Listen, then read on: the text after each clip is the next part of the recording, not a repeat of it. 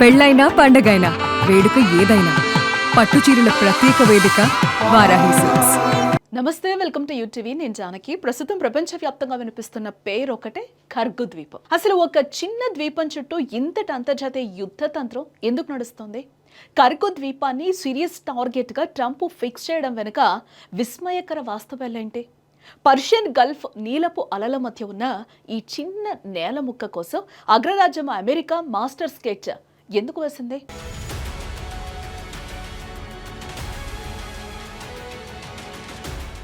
Persian Gulf సముద్ర తీరం నుంచి కేవలం 25 కిలోమీటర్ల దూరంలో ఉండే ఒక చిన్న నేల ముక్క ఖర్గు ద్వీపం.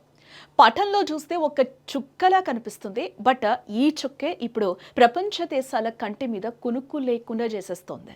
అటు అమెరికా అగ్రరాజ్యం, ఇటు ఇరాన్ మధ్య నడుస్తున్న చదరంగంలో ఇది అత్యంత కీలకమైన పావు. ఒక దేశపు సంపద అంతా ఇక్కడే దాగుందంటే మీరు నమ్ముతారా? ఇరాన్ దేశానికి ఇది కేవలం భూభాగం కాదు, ఆ దేశం పీల్చే శ్వాస.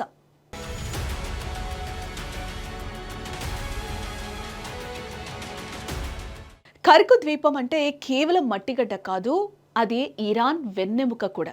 ఇరాన్ ఎగుమతి చేసే ముడి చమురులో 90% పైగా ఈ ఒక్క ద్వీపం నుంచే ప్రపంచానికి వెళ్తుంది. అంటే ఇరాన్ ఖజానాకొచ్చే ప్రతి 100 రూపాయల్లో 90 రూపాయలు ఈ ద్వీపం పుణ్యమే. అందుకే దీనిని ఇరాన్ తన ఆర్థిక గుండెకాయగా కూడా భావిస్తూ ఉంటుంది. చమురు ఎగుమతికి భారీ ట్యాంకర్లు అవసరం. తీర ప్రాంతాల్లో సముద్రం లోతు తక్కువగా ఉండటం వల్ల ఆ ట్యాంకర్లు రాలేవు. కానీ ఖర్గు చుట్టూ సహజంగానే సముద్రం అత్యంత లోతుగా ఉండటం ఇరాన్కు వరంగా మారిందని చెప్పుకోవచ్చు. ఈ ద్వీపం యొక్క స్టోరేజ్ కెపాసిటీ వింటే ఎవరైనా ఆశ్చర్యపోవాల్సిందే. ఇక్కడున్న భారీ నిల్వ ట్యాంకుల్లో ఏకంగా 28 మిలియన్ బ్యారెల్స్ ముడి చమురును భద్రపరచొచ్చు. ద్వీపం తూర్పున ఉన్న టీ జెట్టి వద్ద ఒకేసారి 10 భారీ నౌకల చమురు నింపుకోగలవు. ఇక పశ్చిమ వైపు ఉన్న సీ ఐలాండ్ వద్ద ప్రపంచంలోని అతిపెద్దవైన సూపర్ ట్యాంకర్లు కూడా సులభంగా ఆగగలవు. ఈ భౌగోళిక అనుకూలతల వల్లే ఇరాన్ ప్రపంచ చమురు మార్కెట్లో చక్రం తిప్పుతోందని కూడా ఇక్కడ మనకి అర్థమవుతుంది. ఇరాన్ను లొంగదీసుకోవాలి అంటే ఆ దేశ సైన్యం కంటే ఆ దేశ ఆర్థిక మూలాలను దెబ్బతీయాలని అమెరికా భావిస్తుంది. ఖర్గు ద్వీపంపై దాడి చేస్తే లేదా దాన్ని అదుపులోకి తీసుకుంటే ఇరాన్ ఆదాయం 0 అయిపోతుంది. యుద్ధం చేయడానికి కావాల్సిన నిధులు లేక ఇరాన్ మోకాళ్లపైకి వస్తుందనేది అమెరికా వ్యూహంగా ఇక్కడ కనిపిస్తుంది. అందుకే అమెరికా ఇక్కడి సైనిక రక్షణ వలయాన్ని టార్గెట్ చేస్తుందని కూడా మనం చెప్పుకోవచ్చు.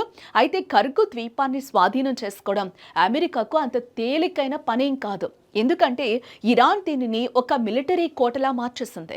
ఇక్కడ అత్యాధునిక రష్యా తయారీ S-300 మరియు స్వదేశీ బావెట్ 373 ఎయిర్ డిఫెన్స్ సిస్టమ్స్ ఉన్నాయి. ఇవి శత్రువుల విమానాలను, డ్రోన్లను 100 కిలోమీటర్ల దూరంలోనే గుర్తించి కూల్చివేయగలవు. తీరం వెంబడి గల రహస్య సొరంగాల్లో శక్తివంతమైన క్షిపణులు ఎప్పుడూ సిద్ధంగానే ఉంటాయి ఇక్కడ.